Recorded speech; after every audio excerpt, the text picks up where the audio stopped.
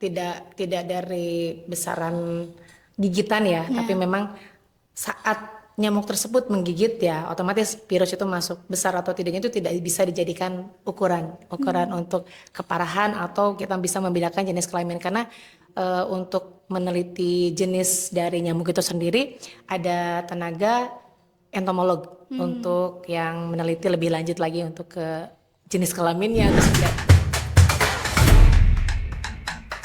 Halo semuanya, selamat datang di Ruang Publik. Pada episode kali ini kita akan membahas seputar penyakit demam berdarah beserta pencegahannya. Saya Nur Halimah dan saat ini saya sudah bersama dengan salah satu narasumber spesial kita pada hari ini, seorang perempuan dan tentunya sangat cantik. Kita langsung sambut aja, ini dia Ibu Vina Puspitawati. Halo Bu, apa kabar? Alhamdulillah baik, apa kabar juga? Alhamdulillah baik. Alhamdulillah ya, semoga baik selalu. Ya, wah ini kita first impression ya, tapi bawaan Ibu tuh kayak positif vibe sekali gitu, Masya Masya Allah, alhamdulillah. Dia tuh bawanya tuh kayak tenang gitu ya Bu. Tenang. Harus selalu tenang, biar vibrasinya tenang juga seperti Jadi itu. menular ke kita Iya. juga selaku lawan bicara kita Iya ya Bu. betul. Oke, sebelum kita membahas lebih jauh terkait penyakit DBD beserta pencegahannya, Iya. boleh diperkenalkan diri dulu kepada penonton supaya penonton lebih kenal dengan Ibu. Baik. Selamat berjumpa. Ini perjumpaan pertama ya. Nama saya Vina Puspitawati. Saya berdinas di RSUD K.H. Mustafa sebagai tenaga sanitarian. Dan untuk jabatan sekarang ini saya di Kepala Instalasi Sanitasi Rumah Sakit.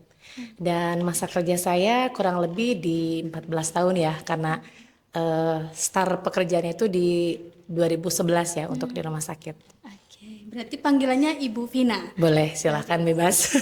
Cantik sesuai namanya. Masya Allah, alhamdulillah, alamin. Kita langsung saja ya Bu, terkait pembahasan penyakit demam berdarah beserta pencegahannya. Saya penasaran Bu, sebenarnya apa sih yang membedakan penyakit demam berdarah dengan demam biasanya Bu? Ya, baik. Kalau untuk penyakit demam berdarah itu sendiri ya, ada mempunyai pengertian yaitu demam berdarah dengue atau yang sering kita dengar itu dengan istilah DBD. Itu merupakan penyakit yang penularannya ditularkan oleh nyamuk yang bernama nyamuk Aedes aegypti. Tapi untuk penyebab utamanya yaitu dia adalah virus dengue seperti itu. Jadi nyamuk Aedes aegypti itu hanya sebagai perantara saja untuk masuknya virus tersebut ke dalam tubuh manusia. Jadi pada saat nyamuk menggigit, nah pada saat itulah virus dengue masuk ke dalam tubuh manusia. Bedanya antara demam dengue dengan demam biasa itu secara, kalau misalkan untuk awam ya memang tidak bisa dibedakan ya. Tapi kalau untuk DBD itu biasanya demamnya itu langsung tinggi, kadang sampai bisa ke 40 derajat. Drastis. Jadi langsung tiba-tiba dan bisa kita observasi kalau misalkan untuk masyarakat awam kan itu untuk penegakan ini demam biasa atau demam DBD itu harus pemeriksaan lanjutan dari dokter tentunya dan dari Fasiankes seperti itu. Oke, lalu gejala apa saja yang biasanya sering diabaikan oleh masyarakat sekitar gitu ya, khususnya selain dari karena demam yang tiba-tiba tinggi itu? Ya kadang-kadang kalau masyarakat kita tuh suka ya itu tadi karena sukar dibedakan antara ini demam karena demam berdarah atau karena demam biasa. Nah, yang ciri khas dari demam dengue itu yang pertama timbul ruam. Nah, kalau sudah panas dan timbul ruam merah itu harus segera diperiksakan.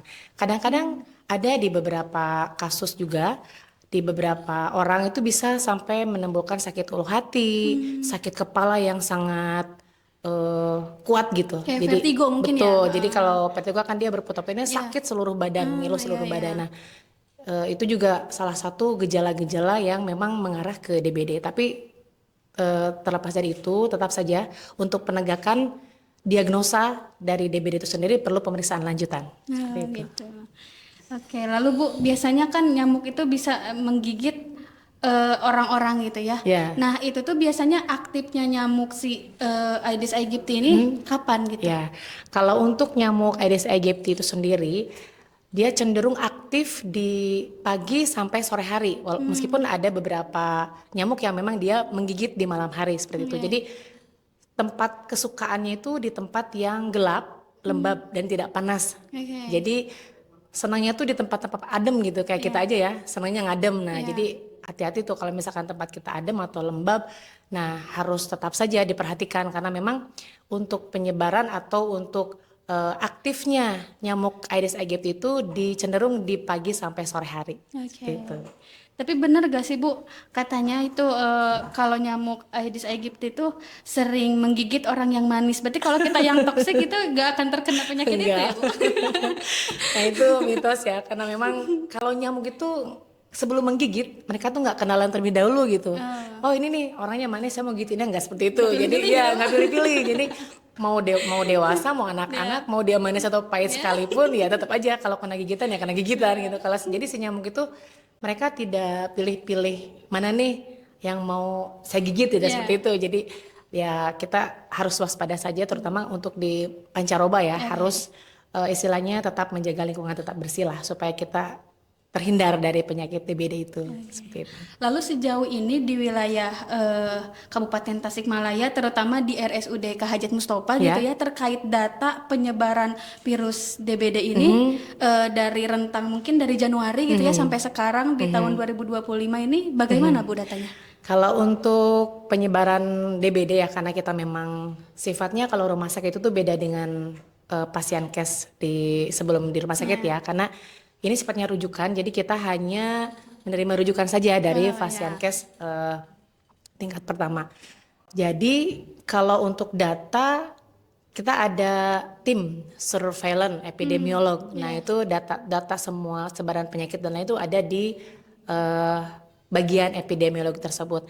Nah untuk data tren kejadian atau angka DBD yang melakukan pengobatan atau perawatan di SMC di RSUD K. Hajat Mustofa ini itu cenderung ada penurunan karena mungkin ini beriringan juga dengan musim ya, karena kalau di Januari itu memang agak tinggi tapi terjadi penurunan di bulan Maret ini.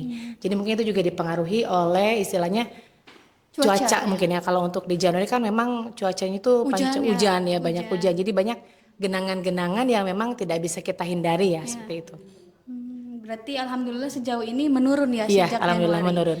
Soalnya kemarin dari Januari sampai Februari itu kayak hujan terus menerus. Iya, gitu hujan ya. terus menerus. Itu bisa betul. menjadi apa ya? Nyaman lah. Perkembangbiakan nyamuk gitu sangat ya. nyaman sekali untuk perkembangbiakan nyamuk gitu. Gitu ya. Oh, alhamdulillah berarti udah mulai menurun. Alhamdulillah gitu, ada penurunan. Oke, lalu sebaiknya makanan dan minuman apa aja Bu yang biasanya misalkan orang ini terkena DBD nih, apakah ada larangan makanan dan minuman yang harus dihindari? Iya, kalau untuk itu ya, kalau misalkan di rumah nih ya, kalau tidak melakukan perawatan di rumah sakit, kalau di rumah ya tetap saja ke makanan sehat tentunya ya. Makanan sehat, banyak minum, karena memang untuk kasus DBD ini memerlukan terapi-terapi cairan terutama ya, jadi banyak minum.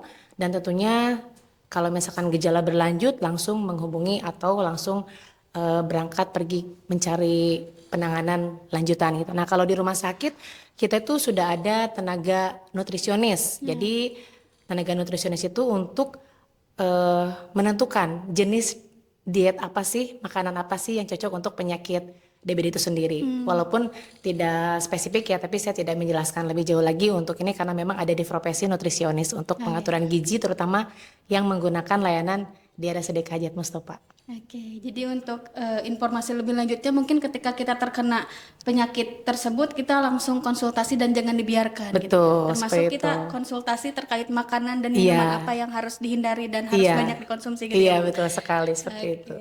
Tapi benar gak sih Bu, katanya apa sih di udara yang dingin kayak misalkan wilayah Salopa, Cisayong, karena saya juga orang Cisayong gitu ya Bu.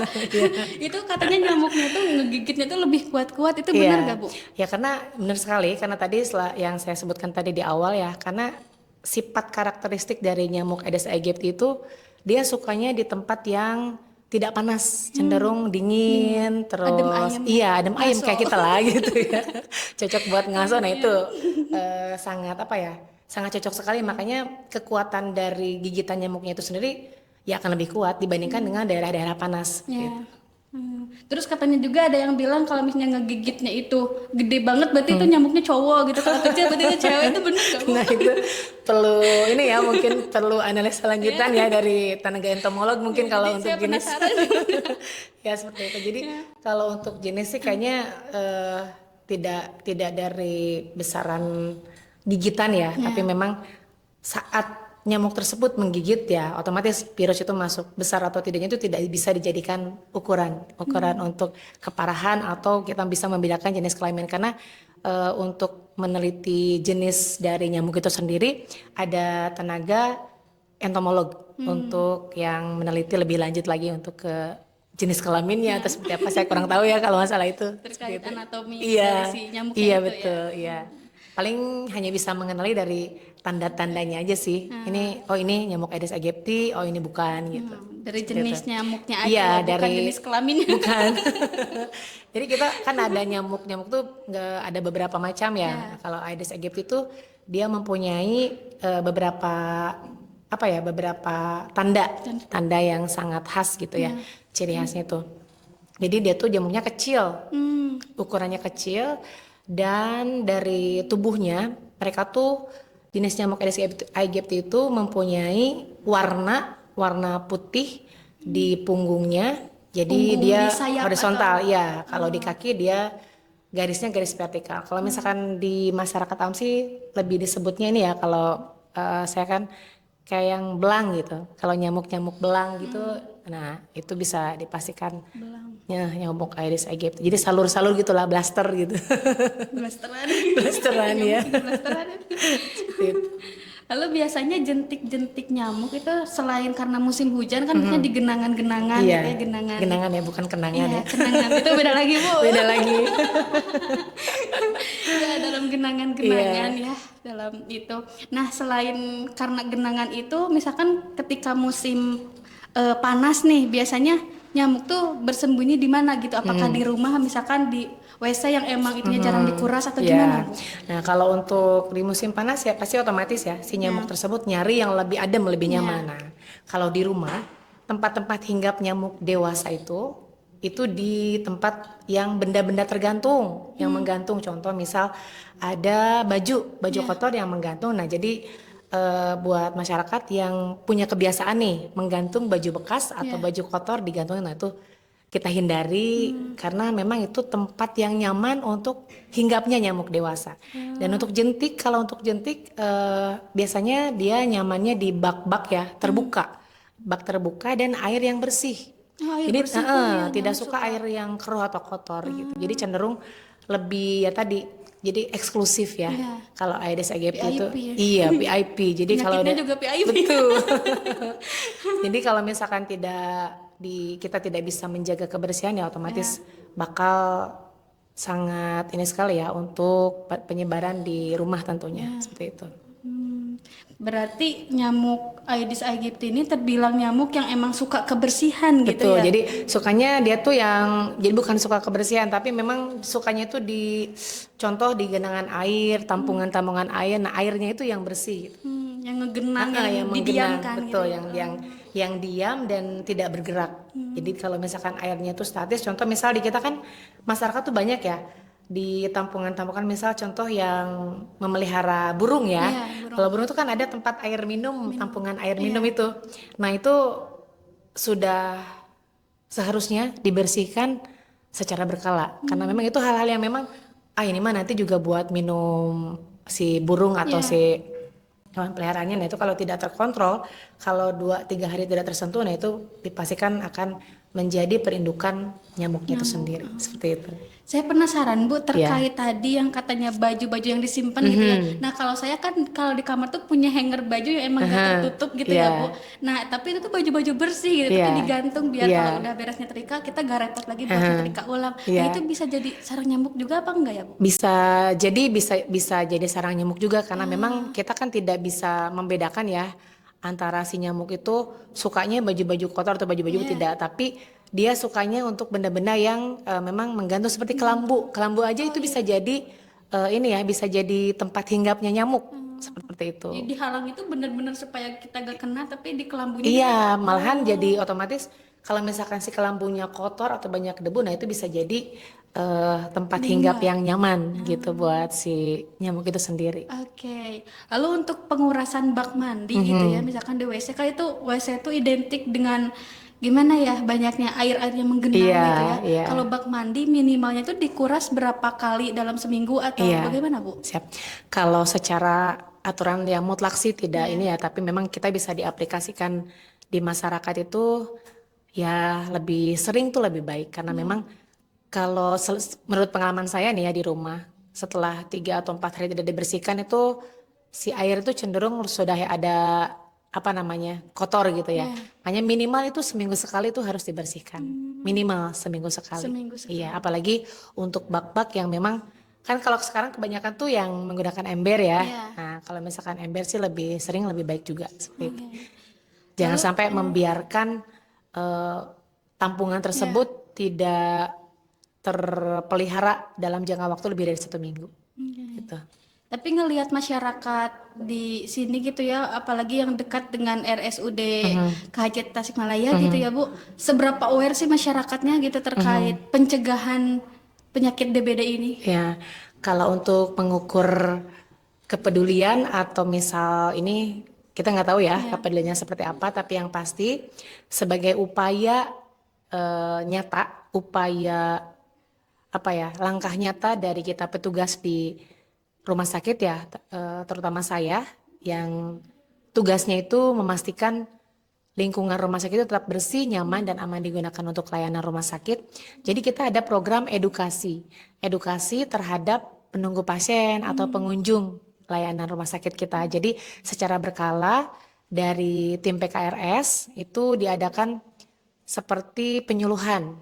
Jadi untuk orang-orang yang mengantar atau pengunjung-pengunjung yang menggunakan layanan rumah sakit itu mereka tuh terpapar informasi bagaimana mencegah DBD itu sendiri dan bagaimana juga kita menumbuhkan kepedulian masyarakat terhadap lingkungan sekitar kita seperti Oke, itu. jadi sambil nunggu saudara yang berobat, Iya, misalnya kita juga dikasih ilmu iya gitu ya dikasih ilmu. terkait Jadi, kesadaran jadi itu. betul. Jadi tidak bengong, Iya. jadi tidak istilahnya nggak ada kegiatan lain. Insya Allah dan kita tuh sudah terlaksana seperti itu. Jadi setiap minggu tuh selalu ada edukasi-edukasi yang dijalankan oleh tim PKRS seperti Oke. itu. Lalu Bu, biasanya kalau misalnya lagi apa ya lagi musim penyakit TBD misalkan Iya, kan itu suka ada fogging gitu ya dari pemerintah maupun ya mandiri dari daerah-daerah iya. tertentu. Nah, itu tuh seberapa efektif fogging itu dalam hal mencegah penyakit DBD menular itu, Bu? Ya, kalau untuk fogging efektivitasnya itu tergantung dari ini ya, tergantung dari luasan dan tergantung dari dosisnya juga. Tapi untuk di rumah sakit kita tidak melakukan pencegahan dengan fogging ya, karena tidak direkomendasikan karena di rumah sakit itu tempat Steril. pelayanan untuk pasien yang sakit gitu. Jadi dengan fogging itu ditakutkan memperparah untuk yang sedang mempunyai penyakit saluran pernapasan terutama. Jadi lebih aman sih kita menggunakan tadi PSN atau pemberantasan sarang nyamuk. Jadi kalau fogging itu dia hanya untuk nyamuk dewasa. Ya, nyamuk dewasa saja. Tapi untuk apa namanya PSN itu dia untuk sarang nyamuknya, Jadi langsung ke jentiknya, akar-akarnya betul, gitu ya. betul seperti itu. Jadi lebih itu mah lebih mengakar sampai ke Iya, iya. dasar-dasarnya gitu, dimusnahkan. Betul, jadi sampai ke akar-akarnya. Jadi karena tidak setiap penggunaan metode itu disesuaikan dengan kebutuhan di lapangan seperti apa. Apakah ini cocok dengan fogging? Apakah ini cocok dengan menggunakan apa namanya istilahnya pembumbuhan Ya. serbuk yang buat larvasida? Apakah ini cocok juga seperti teknis-teknis lainnya atau metode-metode lainnya? Tapi yang pasti yang bisa diterapkan di masyarakat murah, tapi itu sangat berpengaruh untuk kualitas lingkungan kita yaitu tadi dengan PSN 3M plus itu tadi. Oke. Itu tuh yang plusnya apa, Bu? Yang plusnya itu yang pertama kita bisa menanam ikan Ikan. pemakan jentik Oh iya. seperti itu. Terus yang kedua kita menggunakan lotion untuk anti nyamuk, terutama kalau kita mau tidur seperti itu. Dan yang terakhir kita bisa menggunakan atau mengatur ventilasi rumah kita itu yang memenuhi syarat itu seperti apa. Oke. Lalu Bu, kan itu tuh penyakit DBD itu menular ya, Bu. Nah, kalau misalnya kita punya tetangga yang cuek, kita bisa tertular nggak, Bu? Oh Kan bisa banget, bisa banget. Makanya ya bisa banget karena itu makanya untuk mencegah penyakit DBD ini yang pertama diperlukan adalah memperhatikan kualitas kebersihan lingkungan seperti itu. Jadi kalau misalkan yang satu aware dan yang satu tidak peduli, nah itu akan sangat berpengaruh. Jadi kalau misalkan yang satu mohon maaf jorok atau yang satu lagi apik, nah itu akan berpengaruh juga gitu. Jadi diusahakan dalam satu lingkungan itu tersebut sama-sama aware, sama-sama peduli terhadap kualitas lingkungan yang tempat kita berada. Berarti itu tumbuhnya kesadaran tuh bukan hanya dari kita dan lingkungan keluarga kita, tapi tetangga kita juga harus masuk ikut disadarkan gitu ya. Betul sekali. Karena kayak percuma kita misalkan rumah kita bersih dan selalu steril dari tumbuhnya jentik-jentik, tapi tetangga kita malah malah gitu cuek ya. Iya betul. Jadi nggak ada salahnya kita mengingatkan tetangga-tetangga di sekitar kita, yuk kita bareng-bareng menjaga lingkungan, mengutamakan kualitas lingkungan agar tetap bersih, dan tentunya pemanfaatan jamban, pemanfaatan air bersih itu secara bijak dan tidak jorok gitu ya, untuk intinya mah berperilaku hidup bersih dan sehat lah di lingkungan rumah tangga seperti itu. Sehat itu mahal ya Bu. Mahal apalagi banget. Kalau udah kita tertular betul. Banyak sekali. Iya, bahkan itu bahkan bisa menyebabkan kematian ya kalau terlambat tertolong. Hanya dari gigitan nyamuk itu bisa sampai kehilangan nyawa seperti itu. Nauzubillah ya Bu, semoga kita bisa lebih jauh dari penyakit-penyakit itu. Iya. Sekarang terkait imunitas tubuh seseorang, kan imunitas tubuh tuh naik turun ya Bu. Betul. Nah kalau misalnya kita udah digigit nih sama si nyamuk itu, nah tapi imun kita tuh lagi bagus-bagusnya nih, itu bakalan berpengaruh atau gimana Bu? Nah kalau itu tuh tergantung dari ya tadi imunitas tubuh kita ya. Ada juga DBD itu tidak sampai dirawat. Ada juga karena memang mungkin imunitas tubuhnya lebih kuat ya.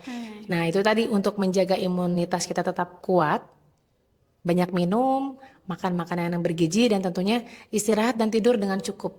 Seperti itu. Jadi kalau misalkan sudah ada gejala demam, ya usahakan kita tidak banyak bergerak, kita banyak istirahat, banyak minum, makan, dan tentunya berobat ya kalau misalkan gejalanya itu sudah tidak bisa kita toleransi lagi. Misal sudah sakit kepala terlalu kuat, terus demamnya sudah tinggi, nah silakan mencari pengobatan dan pertolongan lanjutan seperti itu.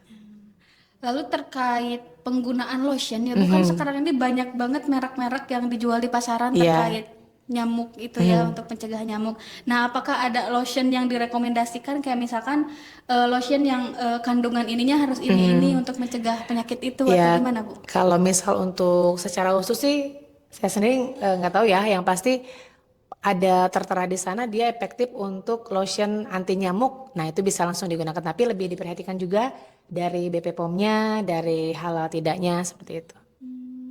Kalau terkait lingkungan yang misalkan di depan rumah tuh ada pot-pot bunga gitu kan yang dimana itu tuh bisa menjadi sarang-sarang perindukan nyamuk gitu. Ya betul. Nah itu gimana sih Bu cara pencegahannya supaya walaupun kita punya tanaman-tanaman yang di pot-pot kayak gitu, tapi dia tetap terhindar gitu Bu?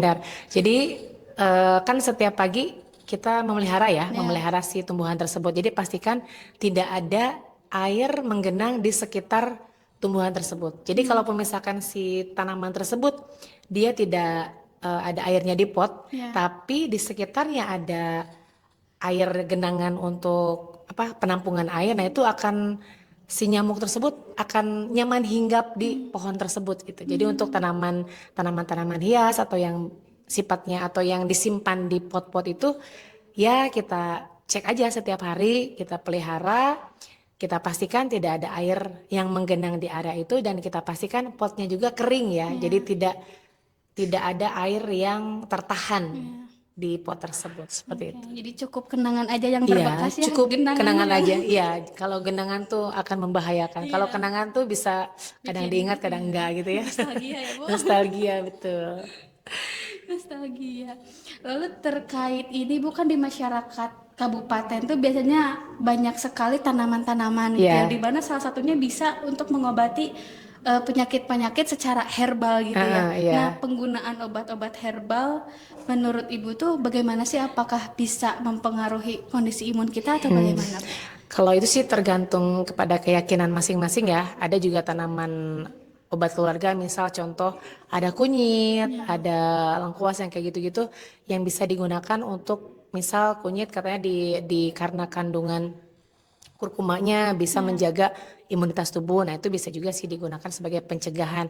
Tapi kalau untuk mengobati DBD, sepertinya itu bukan sebuah pengobatan ya, tapi itu sebagai suplemen tambahan. Contoh pencegahan juga ya, betul Bu. pencegahan. Jadi kalau misalkan untuk menjaga imunitas tubuh bisa dengan sebenarnya sih cukup dengan menjaga pola makan, menjaga pola istirahat dan menjaga pola tidur juga. Oke.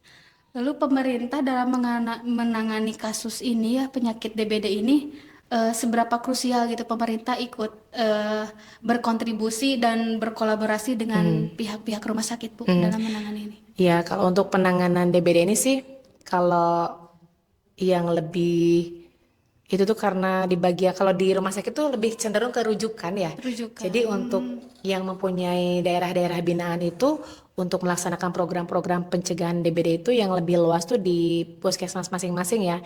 Dan di sana juga terdapat tenaga-tenaga sanitarian juga yang salah satu tugasnya itu tadi untuk memastikan lingkungan di desa-desa atau daerah-daerah binaannya itu tetap bersih dan jauh dari kemungkinan jangkauan dari penyakit ya. Jadi tidak bisa menghindarkan desa tersebut atau daerah tersebut dari penyakit yang berbasis lingkungan karena DBD itu salah satu penyakit yang berbasis lingkungan. Artinya penyakit yang disebabkan karena adanya interaksi manusia dan lingkungannya. Jadi kalau misalkan lingkungannya kotor otomatis dia akan berkorelasi langsung dengan manusianya itu sendiri. Seperti itu. Jadi kita yang nanam, kita yang nuai juga. Betul sekali. Jadi yuk dari mulai sekarang kita coba dan kita terapkan perilaku hidup bersih dan sehat di masyarakat. Dimulai dari apa, Bu? Dimulai dari diri sendiri, dimulai dari hal kecil dan dimulai saat ini. Seperti itu. Untuk sebagai closing statement, Iya. Bu, pesan-pesan untuk masyarakat penonton di wilayah Kabupaten Tasikmalaya terkait pencegahan dan ajakan untuk hidup berkesadaran dalam mencegah penyakit DBD. Silakan, Iya. Bu. Jadi di sini mari kita mulai dan mari kita terapkan perilaku hidup bersih dan sehat dan kita tetap tingkatkan kualitas kebersihan lingkungan kita karena jika kita tidak memelihara mau siapa lagi karena memang ini sangat penting untuk menjaga kesehatan kita terutama di lingkungan kita. Dan untuk masyarakat semuanya jangan lupa untuk memastikan kebersihan lingkungan kita agar tetap bersih, sehat dan nyaman ya. Dan jangan lupa juga dimanapun, kapanpun kita harus tetap peduli terhadap lingkungan sekitar. Makan makanan teratur dan juga olahraga secara teratur dan istirahat secara teratur. Seru sekali ya Bu Iya, obrolan seru kita sekali kali ya. ini. Semoga Jadi betah ya. kedepannya kita bisa mengobrol dengan Iya. dengan Ibu, dengan saya Iya, juga gitu, amin. dengan topik-topik menarik Iya, lainnya gitu. iya, semoga ya. Ya, Iya. terima kasih juga sudah menyempatkan waktu di Sama-sama. sela-sela kesibukan Ibu Iya, yang saat ini selalu sama-sama, padat. Ibu. sama-sama. Semoga dilancarkan terus untuk Amin, tugasnya, amin ya ya, Rabbal alamin. Bu. Sukses juga ya Ya, buat amin. Perbasara. Amin, terima kasih. Itulah episode kita kali ini terkait pencegahan penyakit DBD dan cara mengatasinya. Semoga kita semua terhindar dari penyakit DBD dengan cara menjaga lingkungan dan makan makanan yang bergizi. Sekian, terima kasih. Wassalamualaikum warahmatullahi wabarakatuh.